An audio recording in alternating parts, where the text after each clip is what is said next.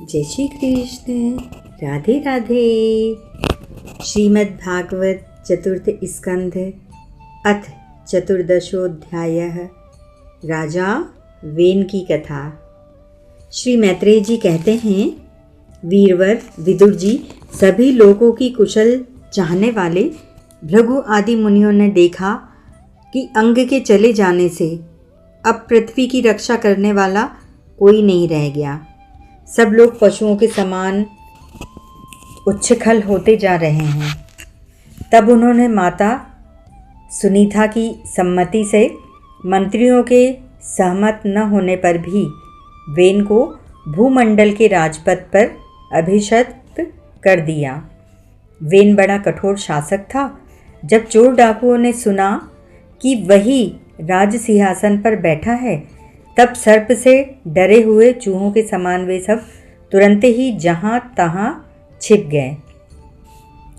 राज्यासन पाने पर वेन 8 लोकपालों की ऐश्वर्य कला के कारण उन्मत्त हो गया और अभिमानवश अपने को ही सबसे बड़ा मानकर महापुरुषों का अपमान करने लगा। वह ऐश्वर्य मत से अंधा हो रथ पर चढ़कर निरंकुश गजराज के समान पृथ्वी और आकाश को कपाता हुआ सर्वत्र विचरने लगा। कोई भी द्विजातीय वर्ण का पुरुष कभी किसी प्रकार का यज्ञ, दान और हवन न करे। अपने राज्य में यह ढिंढोरा पिटवा कर उसने सारे धर्म कर्म बंद करवा दिए। दुष्ट वेन का ऐसा अत्याचार देख सारे ऋषि मुनि एकत्र हुए और संसार पर संकट आया समझकर करुणावश आपस में कहने लगे, अहो, जैसे दोनों ओर जलती हुई लकड़ी के बीच में रहने वाले चींटी आदि जीव महान संकट में पड़ जाते हैं, वैसे ही इस समय सारी प्रजा एक और राजा के और दूसरी और चोर डाकुओं के अत्याचार से महान संकट में पड़ रही है। हमने अराजकता के भय से ही अयोग्य होने पर भी वेन को राजा बनाया था, किंतु अब उससे भी प्रजा को भय हो गया। ऐसी अवस्था में प्रजा को किस प्रकार सुख शांति मिल सकती है। सुनीता की कोख से उत्पन्न हुआ यह वेन स्वभाव से ही दुष्ट है, परंतु सांप को दूध पिलाने के समान इसको पालने वालों के लिए अनर्थ का कारण हो गया। हमने इसे प्रजा की रक्षा करने के लिए नियुक्त किया था। यह आज उसी को नष्ट करने पर तुला हुआ है। इतना सब होने पर भी हमें इसे समझाना आवश्यक चाहिए। ऐसा करने से इसके किए हुए पाप हमें स्पर्श नहीं करेंगे। हमने जानबूझकर दुराचारी वेन को राजा बनाया था, किंतु यदि समझाने पर भी यह हमारी बात नहीं मानेगा तो लोक के धिक्कार से दग्ध हुए इस दुष्ट को हम अपने तेज से भस्म कर देंगे। ऐसा विचार करके मुनि लोग वेन के पास गए और अपने क्रोध को छिपाकर उसे प्रिय वचनों से समझाते हुए इस प्रकार कहने लगे। मुनियों ने कहा, राजन, हम आपसे जो बात कहते हैं उस पर ध्यान दीजिए। इससे आपकी आयु, श्री, बल और कीर्ति की वृद्धि होगी। तात, यदि मनुष्य मन, वाणी, शरीर और बुद्धि से धर्म का आचरण करे तो उसे स्वर्ग आदि शोक रहित लोकों की प्राप्ति होती है। यदि उसका निष्काम भाव हो तब तो वही धर्म उसे अनंत मोक्ष पद पर पहुंचा देता है। इसीलिए वीरवर, प्रजा का कल्याण रूप वह धर्म आपके कारण नष्ट नहीं होना चाहिए। धर्म के नष्ट होने से राजा भी ऐश्वर्य से च्युत हो जाता है और जो राजा दुष्ट, मंत्री और चोर आदि से अपनी प्रजा की रक्षा करते हुए न्यायानुकूल कर लेता है, वह इस लोक में और परलोक में दोनों जगह सुख पाता है। जिसके राज्य अथवा नगर में वर्णाश्रम धर्मों का पालन करने वाले पुरुष स्वधर्म पालन के द्वारा भगवान यज्ञ पुरुष की आराधना करते हैं। महाभाग अपनी आज्ञा का पालन करने वाले उस राजा से भगवान प्रसन्न रहते हैं, क्योंकि वे ही सारे विश्व की आत्मा तथा संपूर्ण भूतों के रक्षक हैं। भगवान ब्रह्मादि जगदीश्वरों के भी ईश्वर हैं। उनके प्रसन्न होने पर कोई भी वस्तु दुर्लभ नहीं रह जाती। तभी तो इंद्र आदि लोकपालों के सहित समस्त लोग उन्हें बड़े आदर से पूजोपहार समर्पण करते हैं। राजन, भगवान श्रीहरि समस्त लोकपाल और यज्ञों के नियंता हैं। वे वेदत्रयी रूप, द्रव्य रूप और तपः स्वरूप हैं। इसीलिए आपके जो देशवासी आपकी उन्नति के लिए अनेक प्रकार के यज्ञों से भगवान का यजन करते हैं। आपको उनके अनुकूल ही रहना चाहिए। जब आपके राज्य में ब्राह्मण लोग यज्ञों का अनुष्ठान करेंगे, तब उनकी पूजा से प्रसन्न होकर भगवान के अंश स्वरूप देवता आपको मनचाहा फल देंगे। अतः वीरवर, आपको यज्ञ आदि धर्मानुष्ठान बंद करके देवताओं का तिरस्कार नहीं करना चाहिए। वेन ने कहा, तुम लोग बड़े मूर्ख हो। खेद है, तुमने अधर्म में ही धर्म बुद्धि कर रखी है। तभी तो तुम जीविका देने वाले मुझ साक्षात पति को छोड़कर किसी दूसरे जार पति की उपासना करते हो।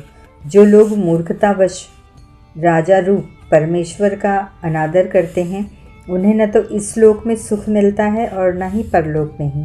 अरे, जिसमें तुम लोगों की इतनी भक्ति है, वह यज्ञ पुरुष है कौन? यह तो ऐसी ही बात हुई जैसे उल्टा स्त्रियां अपने विवाहित पति से प्रेम न करके किसी पर पुरुष से आसक्त हो जाएं। विष्णु, ब्रह्मा, महादेव, इंद्र, वायु, यम, सूर्य, मेघ, कुबेर, चंद्रमा, पृथ्वी, अग्नि और वरुण तथा इनके अतिरिक्त जो दूसरे वर और शाप देने में समर्थ देवता हैं, वे सब के सब राजा के शरीर में रहते हैं। इसीलिए राजा सर्वदेवमय हैं और देवता उसके अंश मात्र हैं। इसीलिए ब्राह्मणों, तुम मत्सर का छोड़कर अपने सभी कर्मों द्वारा एक मेरा ही पूजन करो और मुझी को बलि समर्पण करो। भला मेरे सिवा और कौन अग्र पूजा का अधिकारी हो सकता है? मैत्रेय जी कहते हैं, इस प्रकार विपरीत बुद्धि होने के कारण वह अत्यंत पापी और कुमार्गगामी हो गया था। उसका पुण्य क्षीण हो चुका था। इसीलिए मुनियों के बहुत विनय पूर्वक प्रार्थना करने पर भी उसने उनकी बात पर ध्यान नहीं दिया। कल्याण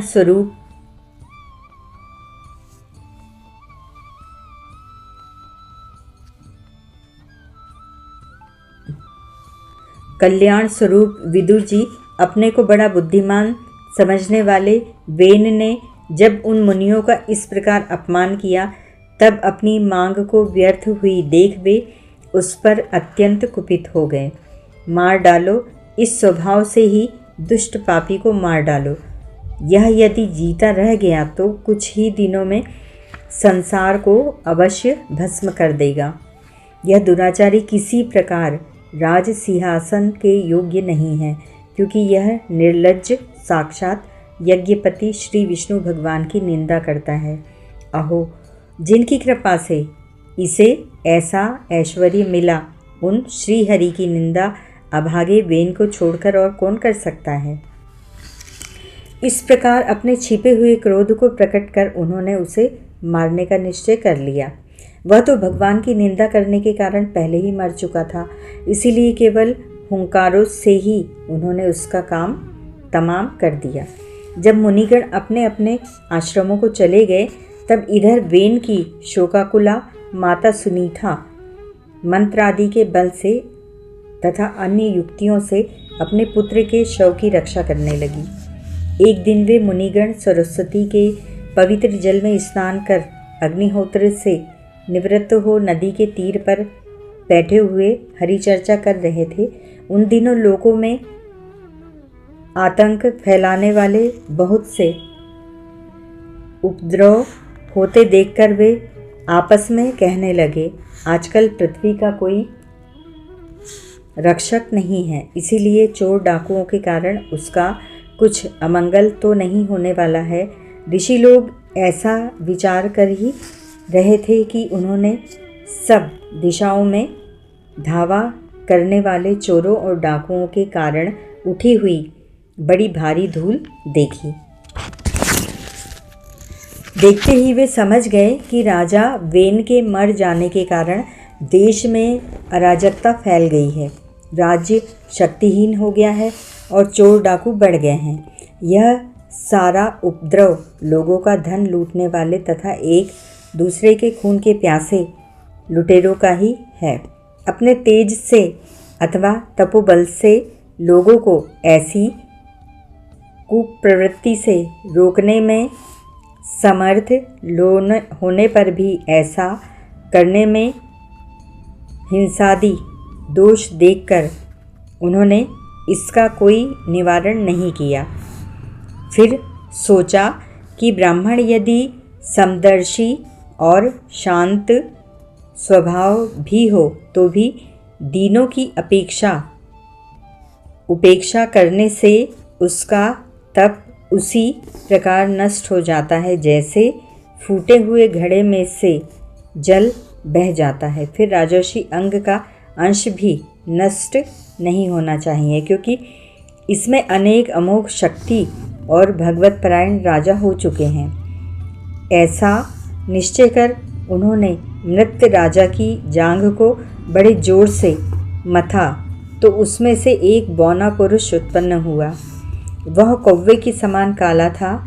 उसके सभी अंग और खासकर भुजाएं बहुत छोटी थी, जबड़े बहुत बड़े, टांगे छोटी, नाक चपटी, नेत्र लाल और केश तांबे के से रंग के थे।